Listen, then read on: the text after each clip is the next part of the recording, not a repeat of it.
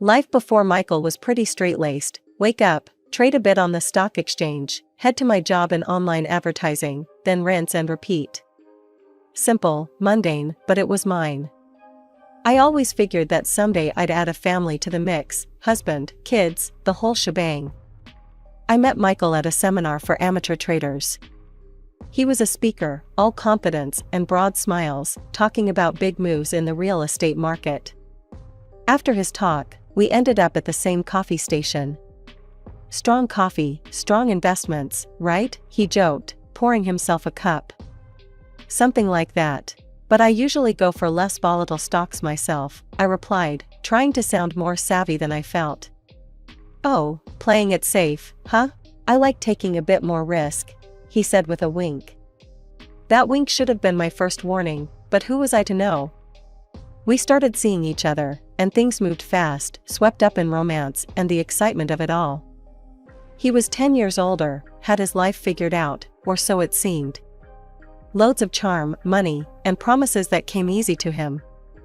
About a year into our whirlwind romance, Michael popped the question on a chilly evening, right there on the balcony of his fancy high-rise apartment. "Marry me, Sarah. I want all my tomorrows to start with you," he said, holding out a ring that was frankly too flashy for my taste. But who was I to complain? It felt like a dream. 2 days before the wedding, Michael dropped another surprise, just as we were finalizing our dinner menu.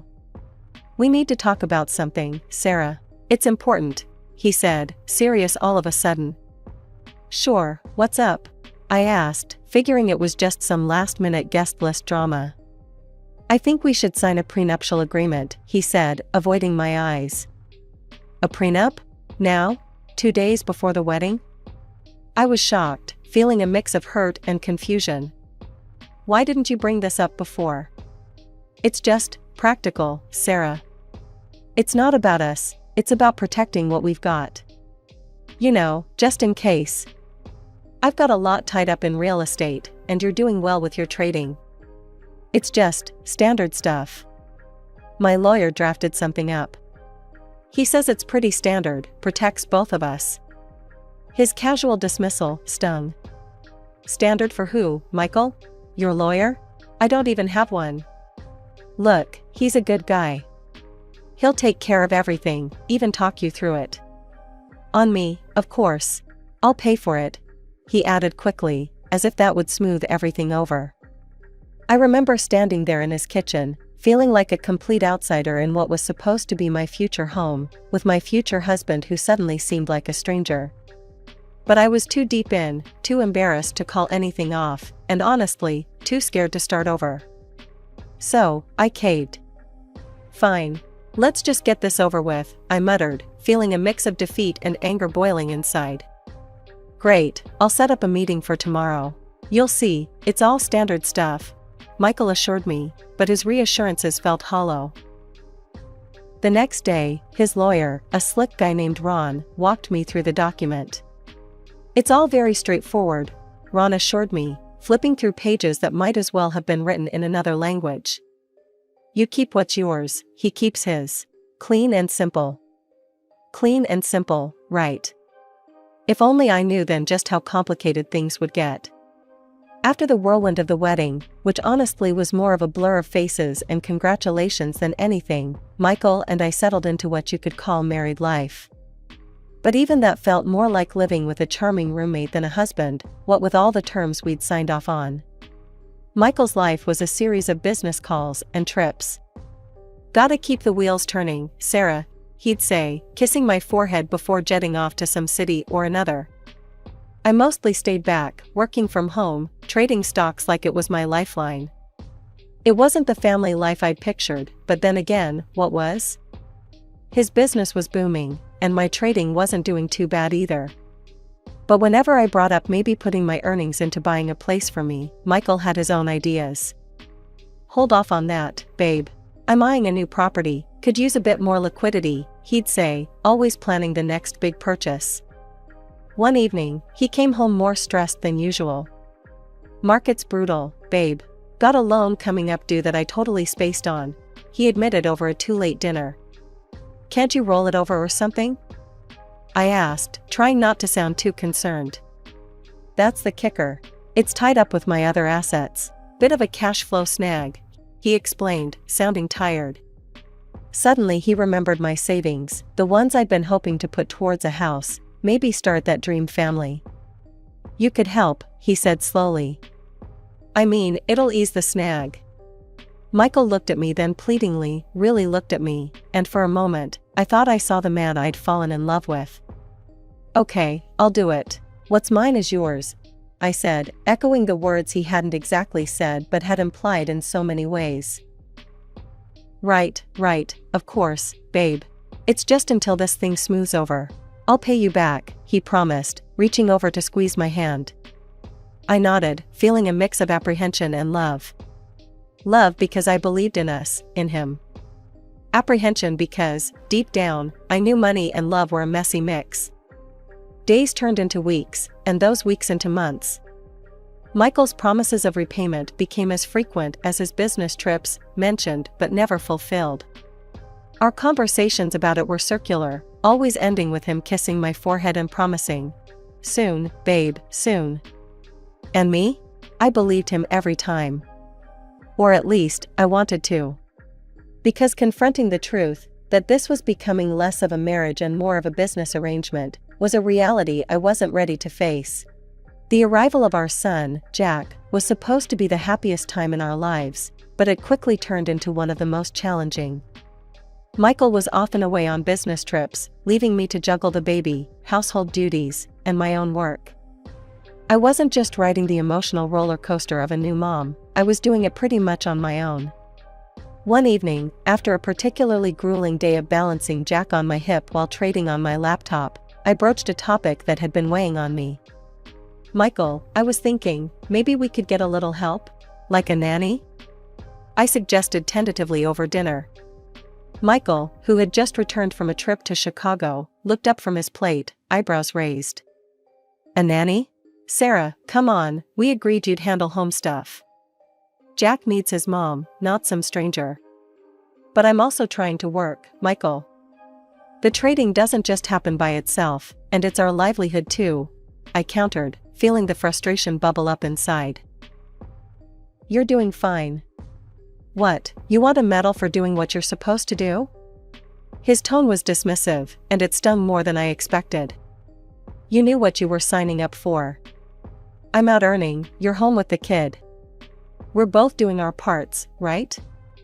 As weeks turned into months, the financial strain began to show. Michael stopped transferring money to our joint account, leaving me to handle all the expenses, the taxes on the house, the car payments, groceries, clothes, everything for Jack. It wasn't just the physical toll, the financial juggle was becoming a nightmare.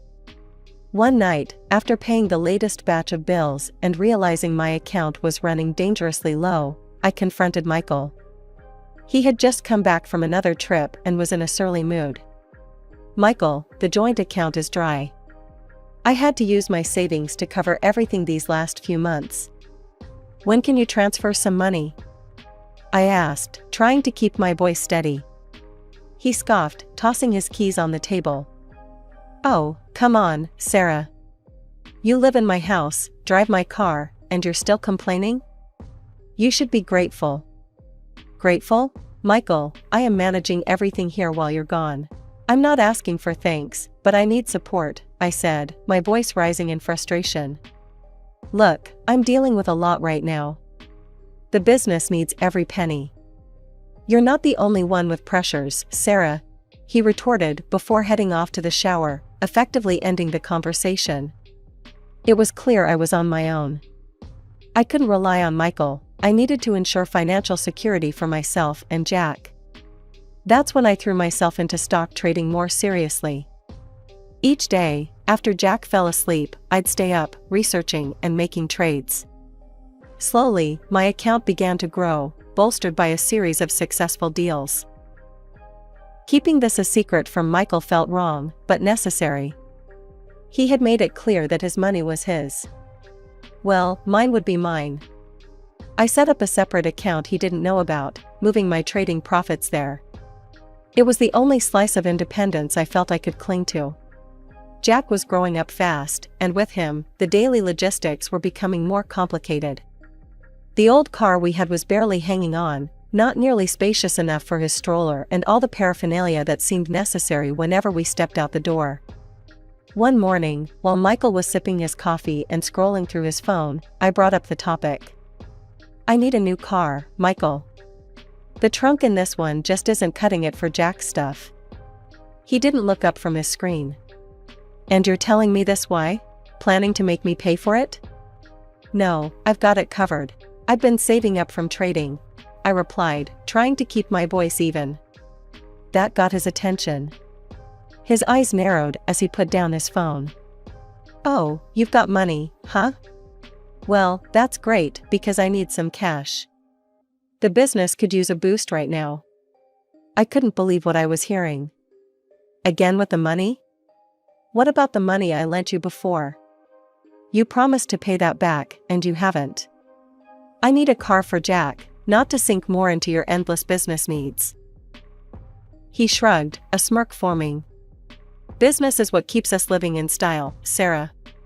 You should know that by now. Help me out, and I'll get you a new car later." I stood my ground this time. "No, Michael. No more. I need to take care of our son. I'm buying the car with or without your help." For a moment, he looked shocked, like he couldn't believe I was defying him. Then his expression hardened. "Fine. How about this? If you're so set on this path, maybe we shouldn't be together. You want to split? Because trust me, you won't get a dime in the divorce. Remember that prenup you signed?" His words were like a slap. I knew the prenup was there, but his threat to use it so bluntly was still a shock. "If that's how you see our marriage, then maybe a divorce is the best thing," I said quietly, the reality of our crumbling relationship hitting me all at once. "Fine by me. But remember, you leave with what you came with, nothing. And you'll need to find a new place to live. Consider this your 3-day notice," he said coldly, pulling out a drawer and tossing the prenuptial agreement on the table between us.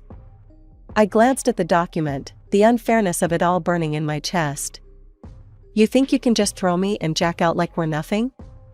I've been here through everything, supporting you, never asking for anything more than what I put into this family."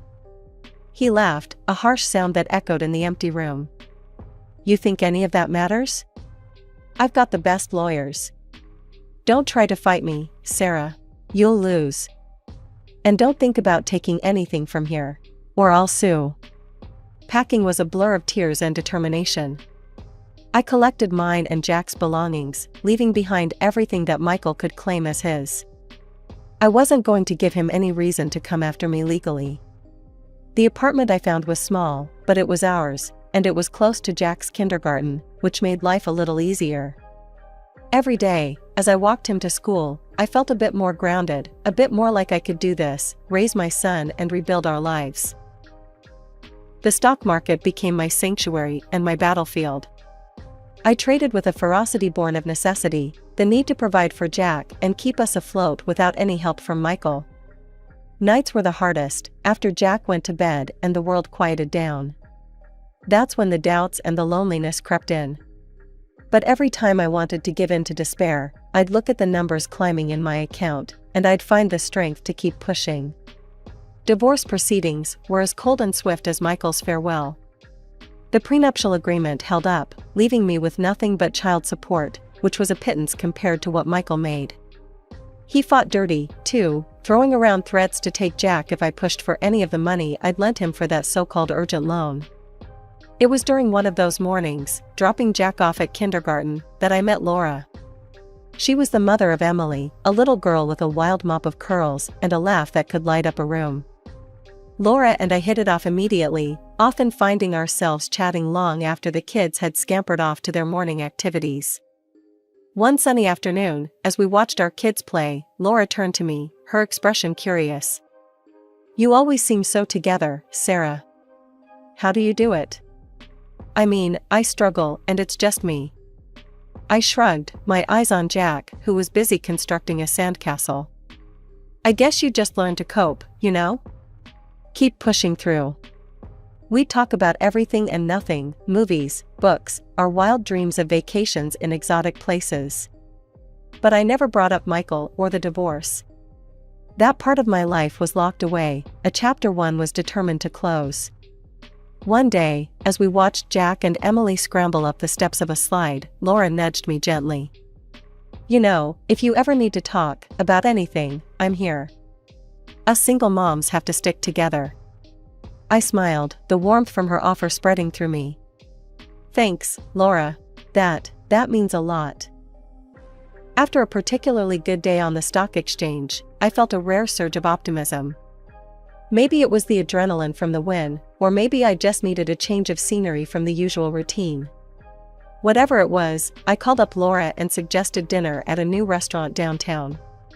Sounds like a celebration is in order. What's the occasion? Laura asked as we settled into our seats at the chic, softly lit venue. Just a good day at work, I replied, trying to keep it casual, but inside I was buzzing. It felt like things were finally looking up. As we sipped on our drinks and chatted about mundane things like kindergarten antics and weekend plans, I felt the weight of the past months lighten a bit. But just as I was beginning to relax, a familiar voice chilled the air around us. Well, if it isn't Sarah. Looking a bit rough, aren't we? Michael's voice was unmistakable. I looked up to see him standing there, smirking, with a woman clinging to his arm. I felt my face flush, a mix of embarrassment and anger. Michael, I greeted stiffly, wishing the earth would swallow me whole.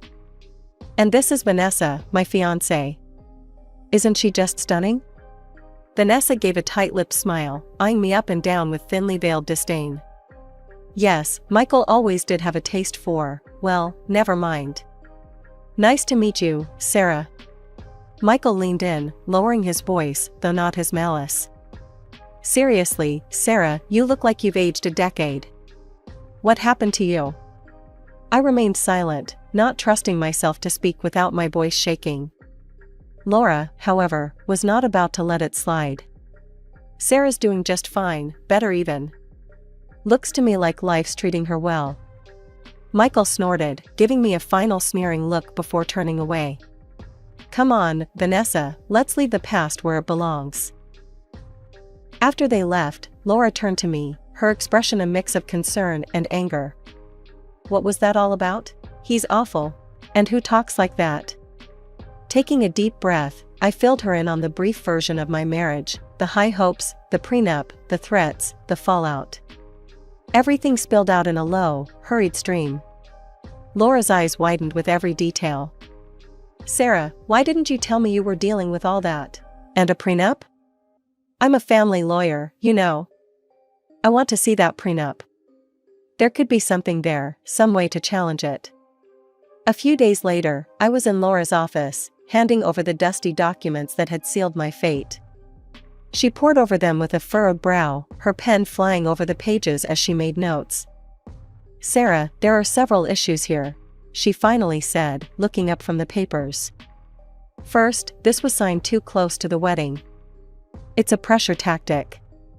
Second, you didn't have independent legal advice, which is huge. And third, he didn't disclose all his financial obligations, like that loan you ended up covering. That's misrepresentation. My heart raced as she laid out each point. It means, Laura continued with a smile, that we might just be able to challenge this. We've got a real shot here, Sarah. Sitting in the cold, stark courtroom, my hands were trembling, despite my best efforts to appear calm. The weight of what was at stake pressed heavily upon me, not just the potential financial outcome, but the deeper, more personal vindication against Michael's long-standing control and threats. Before the judge had even called the session to order, Michael leaned towards me from where he stood a few paces away. His voice was low, a venomous whisper meant only for me. You're a loser, Sarah. You can never beat me. I'll ruin you. And when I'm done, I'll take Jack from you too. Laura, standing by my side, gave my hand a quick, reassuring squeeze before we were called to present our case. As the proceedings began, Laura was methodical and fierce. She laid out the facts, pointing to the rushed nature of the prenuptial agreement signing and the glaring lack of independent legal counsel. She highlighted the financial disclosures that Michael had conveniently omitted, which directly impacted the terms of the prenup. Your Honor, the agreement my client was coerced into signing was not only unfair but fundamentally flawed in its execution, Laura argued passionately. We have clear grounds here to question its validity. Michael's lawyer tried to counter, arguing that everything had been above board, that I was merely having regrets after the fact. But Laura dismantled his points with precise legal references and the undeniable weight of evidence she'd compiled. After what felt like an eternity, the judge finally spoke. After reviewing the evidence and the circumstances under which the prenuptial agreement was signed, I am ruling to annul the agreement due to significant violations in its execution. The courtroom seemed to spin for a moment. Laura turned to me, a triumphant smile spreading across her face. We did it, Sarah, she whispered. Michael's reaction was instantaneous. His face turned a shade of red I'd never seen before as he stood up, his chair clattering behind him. This isn't over. You won't get a dime from me, he shouted, his voice echoing off the high ceilings. The judge warned him to settle down, but Michael's fury was palpable. As we left the courthouse, he followed, his threats spewing out like venom. I turned on my dictaphone and let it record every bitter word, every promise of revenge. You'll regret this, Sarah. I'll make sure of it, he hissed as we walked down the courthouse steps. Later, at the police station, I played the recording. An officer took notes, his expression growing increasingly concerned with each threat uttered. We'll give him a warning. He's not to contact you or approach you. Any further incidents, and we'll take more serious action, he promised. As I left the police station, the legal documents confirming my ownership of 2 city center apartments and several commercial properties securely in my bag, I felt a mix of exhaustion and exhilaration. Over $2 million in assets, it was almost impossible to comprehend. But more than the financial security, it was the freedom from Michael's shadow that felt like my true victory. The passive income from renting out real estate was more than enough to provide for Jack and me, and it allowed me to cut back on the frantic trading that had consumed so much of my time. These days, I spend a lot more time with Jack. He's growing up fast, and every moment with him feels precious. We often visit the park, and I watch him play, his laughter mingling with the breeze. One sunny afternoon, as Jack played on the swings, Laura joined us, her daughter Emily in tow. She plopped down on the bench next to me, a smile spreading across her face. You look good, Sarah. Really good. Like a weight's been lifted, she observed, handing me a cup of coffee she'd picked up on her way. Thanks, Laura. It feels that way, too, I replied, taking a grateful sip of the coffee. I'm thinking about buying a house, you know, a real home for Jack and me. Something with a garden, maybe even a place for a dog. As we talked, the conversation shifted to Michael and how dramatically things had changed. Laura kept up with the legal community grapevine, which had plenty to say about my ex-husband's downfall. Word is, Michael's not doing so well. His new fiancée, Vanessa, left him, and a lot of his business partners have pulled back. They don't want to be associated with his reputation after the trial, Laura said, not hiding her disdain. I nodded, not surprised, but relieved I was no longer part of that drama. I heard about Vanessa. Can't say I'm surprised she didn't stick around. Michael's true colors are hard to live with.